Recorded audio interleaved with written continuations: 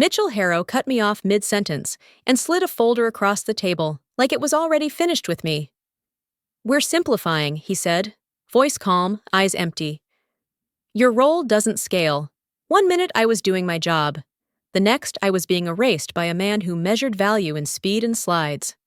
The following story includes dramatized elements and technology-assisted narration to highlight real workplace dynamics and ethical lessons. Some details are adapted for clarity and emotional impact.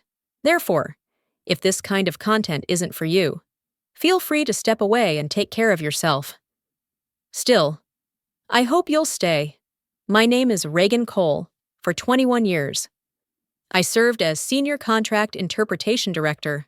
I didn't approve deals. I didn't sign checks when banks, regulators, or partners asked how a clause had been handled before. They came to me. Every major transaction moved because I explained what the language meant in practice, not theory. Mitchell Harrow had been CEO for 18 months.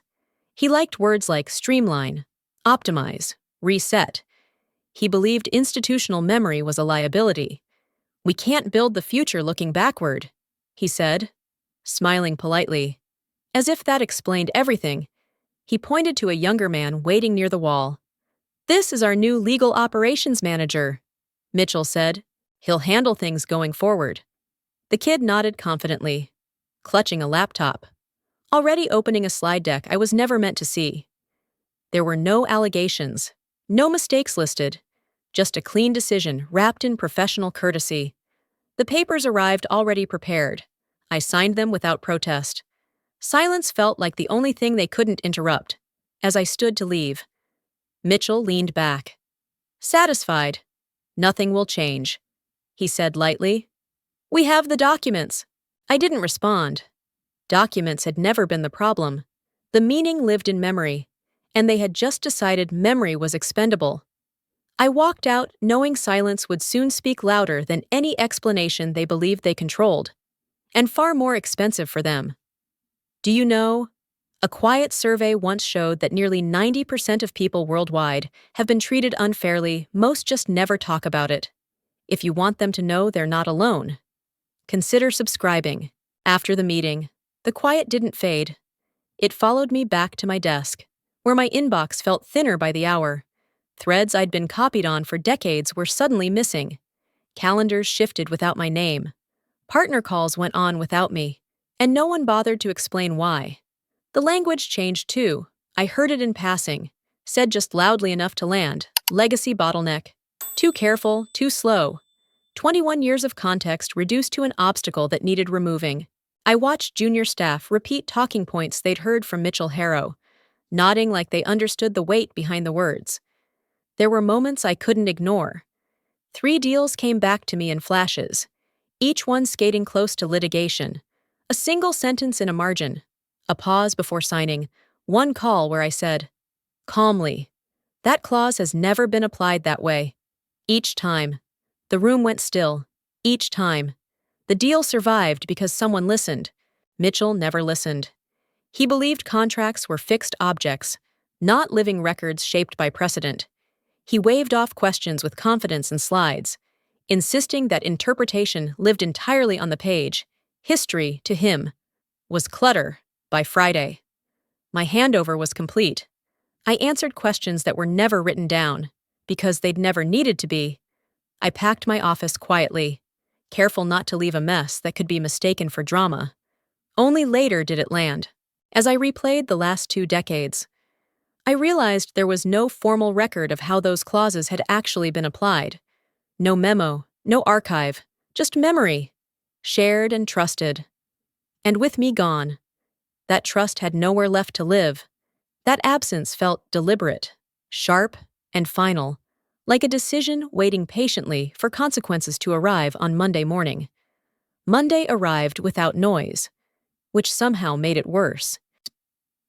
By mid-morning, the first email landed in the shared legal inbox, flagged urgent but written with unsettling calm. "Can you confirm interpretation of Clause 17 same as prior deals?" It was the kind of question that used to be routine. The kind that never reached a group inbox when I was still there. I wasn't copied this time. I heard about it because someone whispered, "Do you remember how we handled 17?" and then looked away. The legal team pulled the contract archive. Confident at first, fingers moving fast. They found the language, every revision, every signature. What they didn't find was the answer. Clause 17 sat on the screen, dense and polite, saying nothing dangerous if you read it alone. The new legal operations manager cleared his throat and offered an explanation straight from the text. "It's clear," he said. "We follow the plain meaning." Heads nodded, relieved to have something solid to hold. The bank replied an hour later, "That's not how it's been applied. No accusation, no threat, just a statement that sucked the air out of the room." Phones went quiet. Someone asked, too loudly, "Then how was it applied?" No one answered. I could picture the confusion spreading, slow and controlled. Lawyers reread emails, hoping for a note, a summary, anything that captured how we'd treated that clause over 21 years. There was nothing. The understanding had lived in conversations, in memory, in the simple phrase we used again and again, "how we do it." By afternoon, the tension had weight. The bank followed up, asking for confirmation, not reinterpretation. Legal hesitated. Signing off meant owning a new meaning. Silence meant delay. They chose delay. The response went out just before close of business. "We are reviewing historical application." It bought time, not comfort. The funds weren't frozen. Not yet. But they stopped moving. Everyone felt the pause settle in. Heavy and deliberate, somewhere between unanswered questions and careful silence. The deal stopped breathing, waiting to see who would speak next. No one rushed to answer anyone. Silence became the default setting once the bank's response circulated. In the legal conference room, voices stayed low, controlled, careful. No one wanted to be the first to say the obvious. "If we sign under a new interpretation," one attorney said, "we create a precedent we own." Another countered quietly, "If we revert to the old one, who confirms it?" I wasn't in the room, but I knew the argument by heart, for 21 years. That question had ended the discussion, because the answer had always been me. Now it just hung there, unanswered, turning the air cold. Laptops stayed open, pens stopped moving. Silence wasn't confusion, it was self-preservation. Someone suggested drafting a memo. Someone else shut it down. Words on paper would become evidence. A junior lawyer finally said what everyone was thinking. "We can't sign either way." No one disagreed. The risk wasn't theoretical anymore. It had a shape, and it was watching. Mitchell Harrow didn't appreciate caution by late afternoon. His impatience cut through the quiet. He called my phone once, then again. My name lit up the screen, insistent, almost offended. I let it ring. I wasn't authorized anymore. Answering would turn memory into liability. An hour later, an email followed. "Reagan, we need clarity. This is time sensitive." I read it, closed it, and did nothing. Silence, at that moment, was the only position that didn't break the law. The legal team chose delay and called it review. The bank replied before the day ended, measured and precise. "Please provide written confirmation of historical precedent within 48 hours. No threats, no ultimatums, just a clock starting quietly in the background. That deadline changed everything. Silence stopped being passive. It became dangerous, intentional, and strategic. They had 48 hours to produce something that had never been written, and for the first time. They understood that not answering was already an answer. No one raised their voice. Yet the threat was unmistakable, because every minute of silence widened the gap between safety and exposure, and everyone in that room could feel it tightening around their own signatures. Monday morning arrived with an email no one wanted to forward. It wasn't marked urgent, yet every word carried weight. Fund status update. The subject read. The message itself was almost polite. "Please note that $198 million has been placed on hold in the intermediary account, pending clarification of contractual interpretation. No accusations followed, no mention of wrongdoing, no investigation announced. Just a pause. Clean and clinical. Money doesn't vanish when something goes wrong. It freezes, waiting for someone brave enough to speak first. Phones started ringing across the floor. Legal gathered around a screen, reading the line again, hoping a second pass would reveal something they'd missed. It didn't. The bank wasn't angry. It wasn't suspicious. It was patient. That was worse. Mitchell Harrow stormed into the conference room, demanding explanations that didn't exist. "How does this happen?" he snapped. No one answered directly. Someone finally said, "Carefully. They're waiting on clarification." The word clarification landed like an accusation no one could defend. By noon, the room felt smaller. Every possible path led to the same wall. If legal confirmed a new interpretation, they owned the risk. If they claimed continuity, they needed proof. Proof required a name, and that name wasn't on payroll anymore. That was when the realization surfaced, quiet and undeniable, in every similar transaction over the last 2 decades. One confirmation email existed, one sentence, one sender. Mine. I hadn't signed contracts. I hadn't approved funds. I had explained how those clauses had always been applied. That explanation had been enough, until it wasn't there.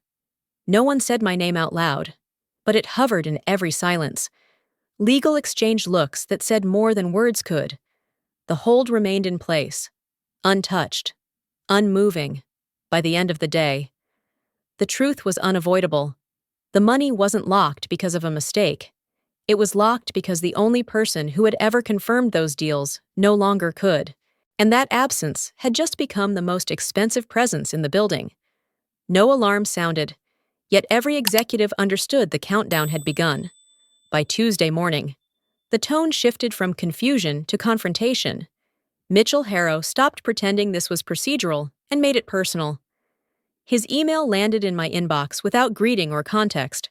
"We expect cooperation," he wrote, short, direct, framed like a request, carried like a threat. I read it once and didn't hesitate. My reply was a single sentence, stripped of emotion and punctuation excess. "I'm no longer authorized to interpret anything." I sent it and closed my laptop. There was nothing more to explain. Authorization, after all, had been their word first. Inside the company, pressure escalated fast. Mitchell marched into legal demanding signatures. "Just confirm continuity," he said. "We don't need commentary." Legal didn't raise their voices. They didn't argue philosophy. They responded in writing. "We cannot sign without documented precedent or designated authority." The refusal was formal, precise, impossible to spin. That answer infuriated him. Calls were made. Meetings were forced onto calendars. Each one ended the same way. With silence doing the work, no argument could. Every attorney understood the trap. Signing meant personal exposure. Not signing meant delay. Delay, for once, was safer from the outside. It probably looked like stubbornness. Inside, it felt like a standoff with no neutral ground. Mitchell pushed harder, copying executives, tightening deadlines, escalating language. None of it changed the core problem. The interpretation he wanted signed had always passed through me. Now it couldn't. By late afternoon, something shifted above him. Questions began moving downward instead of orders moving up. A board liaison asked legal, carefully, "Why is legal refusing to speak?" The wording mattered. It wasn't "why can't you fix this?" It was "why won't you?" That distinction landed like a crack in the ceiling. Mitchell had pushed, legal had held, and for the first time. The room understood this wasn't defiance. It was containment. And it was already working. The tension settled, sharp, unresolved, and deeply institutional. Pressure doesn't announce itself. It settles. By midweek, the board was reading, not talking. Requests came through assistants, carefully phrased, impossible to ignore. I wasn't in the room, but I could feel the shift from urgency to weight. Someone finally connected the dots. In 12 prior transactions, the internal notes carried the same quiet line interpreted per Cole precedent. Not once.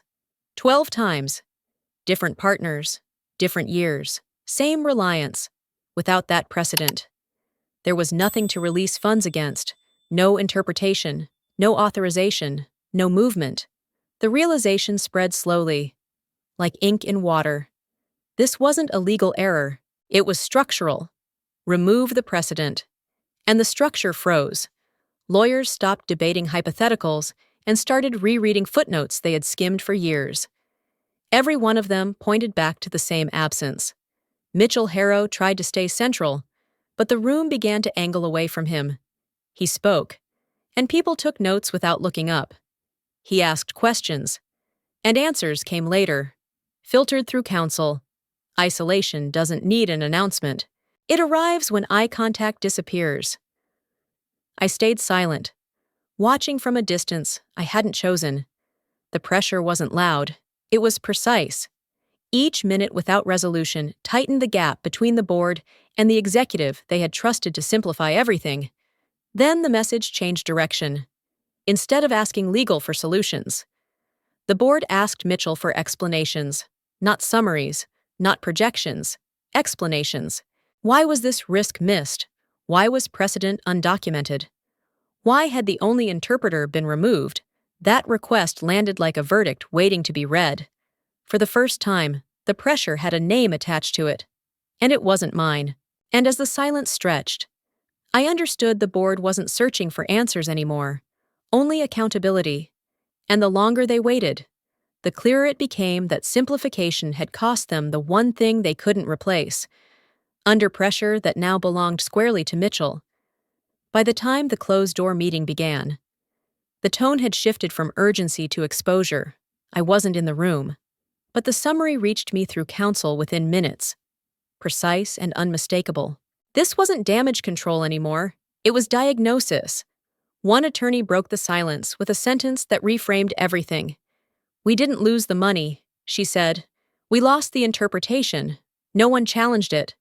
The statement hung there, clean and devastating. The funds were intact. The contracts were intact. What was missing was the understanding that had guided them for years. Attention turned, quietly and collectively, toward Mitchell Harrow. Questions came in measured succession. Why was institutional memory dismissed as inefficiency? Why was a role tied to precedent eliminated without review? Why was legal risk treated as theoretical instead of operational? Mitchell answered. But his words landed flat. Stripped of authority, for the first time. The narrative changed. This wasn't about a frozen transaction. It was about judgment. Lawyers outlined how precedent functioned as an internal control. Remove it, and interpretation fractured. No amount of documentation could replace lived application. Mitchell's push for speed had bypassed that reality. I listened from the outside as something familiar unfolded. When systems fail, organizations don't look for villains. They look for decisions. And this one had a signature, even if it wasn't written in ink. The meeting ended without resolution, but with clarity. Responsibility had shifted. Silence followed, not from confusion, but from agreement. Then a question surfaced, careful and deliberate. Would Reagan Cole consider returning? Not as an employee, but as an independent advisor. The irony wasn't lost on me.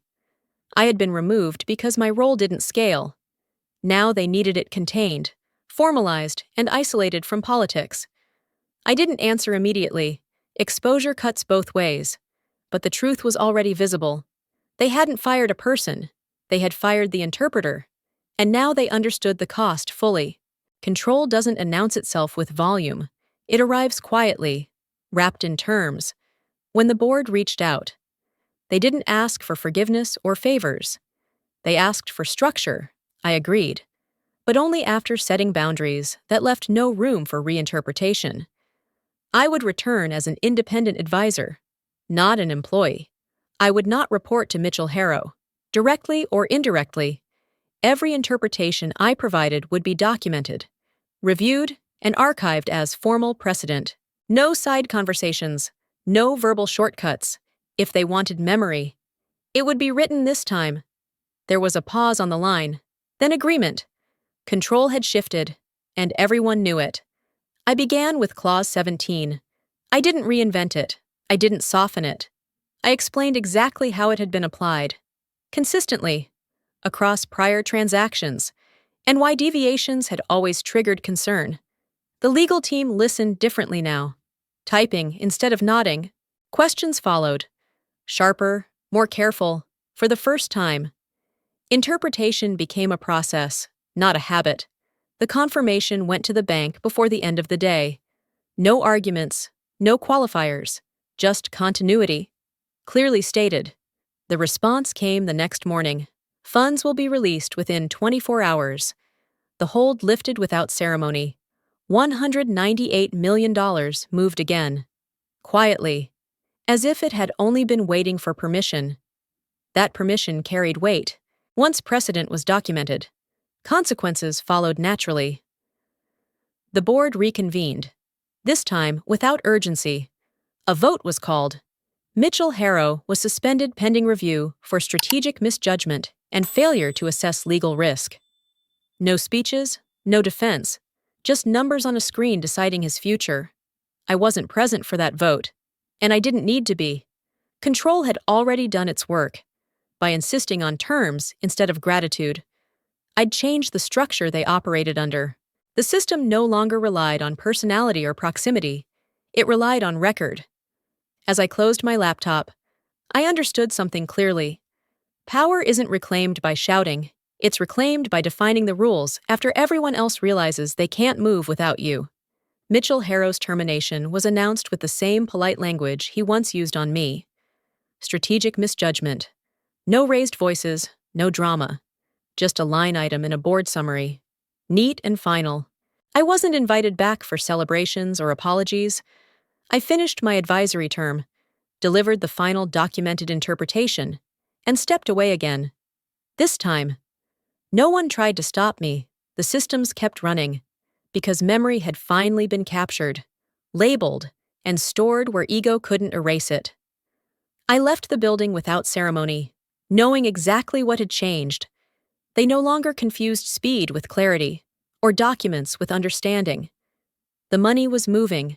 The risk was contained. Accountability had found its address. They thought they replaced a role. They replaced the memory that kept them legal. And I walked away satisfied, knowing quiet justice had settled in, leaving consequences behind without needing applause or public vindication. I didn't win by shouting. I didn't win by proving anyone wrong in public. What I learned is quieter and harder to accept. Real value often lives in places that don't scale, don't trend, and don't look impressive on a slide.